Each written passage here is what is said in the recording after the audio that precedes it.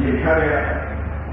आप उनसे एक पत्रकार ने आने के लिए पूछा अभी तक कहाँ थे आप, अभी क्यों आप थोड़ा दो रक्षक मंत्र देने करते आए, तो हमने उसको यही बताया कि भैया अभी तक भी थे, अभी तक भी भावना थी, लेकिन जब हर चौराहे पर आज़ादी का अमृत महोत्सव हम देखने लग गए आपको और तो हमको ये बात ज़्यादा पीड़ा देने लग गई कि हम अमृत महोत्सव मना रहे हैं और अमृत दूध देने वाली गाय को काट काट के बेच रहे हैं।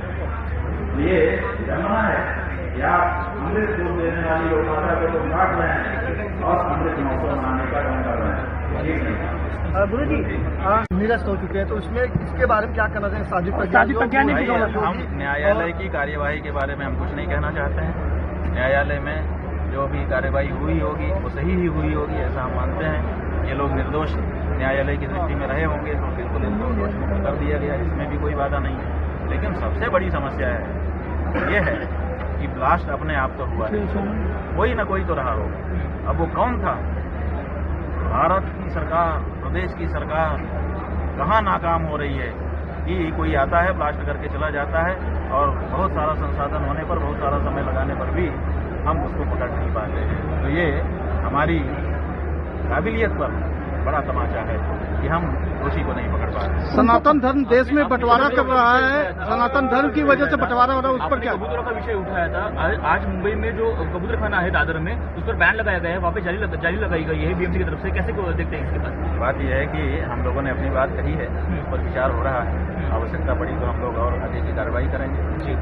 कबूतर भी हमारे जीवन का एक अंग है और अगर उनको किसी जगह से विस्थापित करना है तो उसकी भी एक प्रक्रिया होती है। ये थोड़े कि अचानक बंद कर दें, अचानक कैसे आप बंद कर दोगे? तो ये जो अचानक बंद करना किया जा रहा है ठीक नहीं है। उसके लिए एक विधि संगत और व्यवहारिक और संवेदनापूर्ण तरीका अपनाया जाना चाहिए। शिवराज सिंह चौहान जो पूर्व मुख्यमंत्री थे, कांग्रेस वरिष्ठ नेता थे, आतंकवादी ही भगवा आतंकवादी, इस पर क्या बोलना चाहिए?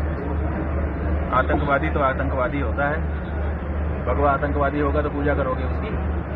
बताओ। हिंदू भगवा आतंकवादी, आप हम कहते हैं कोई रंग वाला हो आतंकवादी, आप उसकी पूजा करेंगे, उसका सम्मान करेंगे? या भगवा होगा तभी उसका अपमान करेंगे, बाकी दूसरे रंग का होगा तो नहीं करेंगे?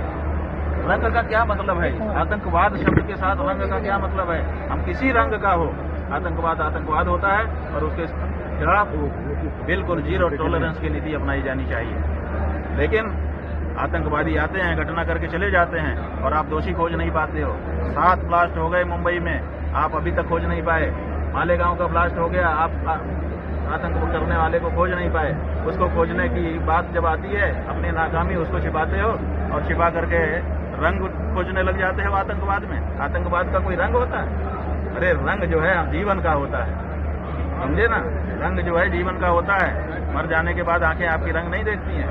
इसलिए जब कोई व्यक्ति मर जाता है तो उसका फोटो भी कलर नहीं रहता है, ब्लैक एंड व्हाइट कर दिया जाता है। आप फिल्मों में देख लीजिए, फ्लैशबैक दिखाने के लिए काले रंग से दिखाया जाता है, क्योंकि उसमें रंग खत्म हो गया। तो आतंकवाद का रंग हो सकता है, वो हरा भी नहीं हो सकता, वो पीला भी नहीं हो सकता, वो नीला और भगवा भी नहीं हो सकता। आतंकवाद में रंग खोजने वाले आतंकवाद के पक्षपाती हैं, ऐसा होता है।